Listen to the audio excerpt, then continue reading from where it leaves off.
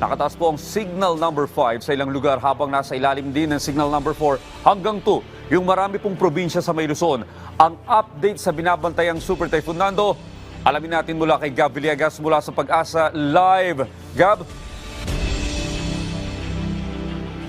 Audrey, napanatili na Super Typhoon Nando ang lakas nito habang papalapit ang bagyo sa Babuyan Island. Ayon sa pinakauling bulletin ng Pag-asa, ang Super Typhoon Nando ay nasa layang 245 kilometro silangan ng Kalayan, Cagayan.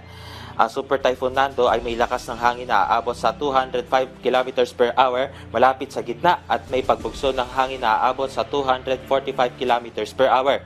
Kumikilos ang Super Typhoon Nando, Hilagang-Kanluran sa bilis na 20 km per hour. Nakataas na ngayon ang Tropical Cyclone Wind Signal number 5 sa hilagang bahagi ng Babuyan Island. Nakataas naman ang signal number